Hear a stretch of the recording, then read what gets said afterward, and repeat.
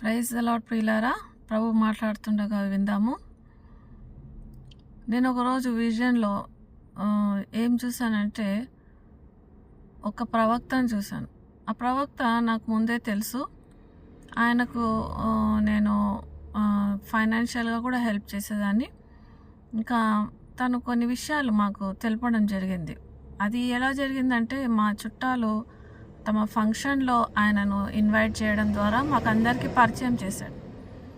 So మా family చాలా పెద్ద ఫ్యామిలీ కాబట్టి అందరము ఆయనతోటి టచ్లోకి వచ్చేసాం. తర్వాత ఆయన ఇంకా ప్రతి ఒక్కరి కుటుంబంలో మంచి రిలేషన్స్ కలిగి ఉండి ప్రేయర్స్ చేయడం అవి ఇవి చూడడం జరిగింది మేము.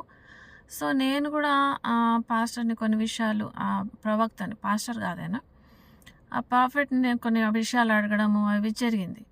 కొన్ని రోజులకు దేవుడు నాకు ఎందుకో ఒక దర్శనం ఇచ్చాడు. ఆ విజన్లో నేనేం చూసానంటే, నేను ఒక చిన్న బ్రిడ్జ్ లాంటి కల్వర్ట్ దాని మీద ఉన్నాను.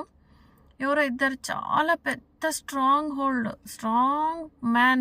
మెన్ ఇద్దరు వాళ్ళు నన్ను అటాక్ చేస్తున్నారు. నేను ఇంకా వాళ్ళని ఎట్లాగో జయించలేను. నేను అటు ఇటు చూస్తుంటే నాకు ఆ పాస్టరు ఆయనకు ఒక ఫ్రెండ్ ఇద్దరు ఉన్నారు. అక్కడ నిలబడ్డారు, కొంచెం దూరంలో నిలబడ్డారు. వాళ్ళు నన్ను చూడగలరు. నేను వాళ్ళని పిలుస్తూ ఉన్నాను, లేకపోతే చూస్తున్నాను హెల్ప్ కోసము. చాలా రోజులు అయిందా గుర్తులేదు. అయితే వాళ్ళ చేతిలో ఒక ప్లేట్ ఉంది. ఆ ప్లేట్ను వాళ్ళు ఏదో రైస్ లాగా, ఎల్లో రైస్ లాగా సంథింగ్ ఉంది. దాన్ని వాళ్ళు ఏం చేస్తున్నారంటే, ఆయన ఇట్లా ఇట్లా నోట్లో ఇట్లా ఇట్లా చల్లుకుంటున్నాడు. అంటే అది తినడం కూడా లేదు. ఇట్లా ఆ ప్లేట్ అంతా తొందరగా ఖాళీ చేయాలని అట్లా బుక్కుతారు కదా, అలా చేస్తున్నాడు ఆయన. కానీ అంత సీరియస్గా నేను స్పిరిచువల్ వార్ఫేర్లో ఉన్నాను. కానీ తను మాత్రము ఫుడ్ మీదనే ధ్యాస పెట్టున్నాడు. మమ్మల్ని అసలు నన్ను చూడట్లేదు.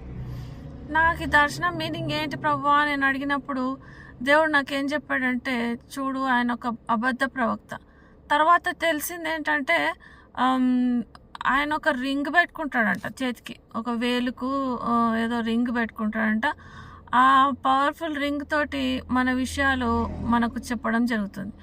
ప్రేయర్ లేదు, పాడు లేదు, అంతా అబద్ధ ప్రవక్తలే ఉన్నారు మన చుట్టూ అని ఇంకా అప్పుడు నాకు తెలిసింది అన్నట్టు. నిజంగా పాస్టర్లను కానీ ప్రవక్తలను కానీ మనం ఎలా నమ్ముతామంటే, ఇంకా వాళ్ళే దేవుడు అన్నట్టు వి లిక్ దేర్ షూ. వాళ్ళకంత విలువ ఇస్తాం.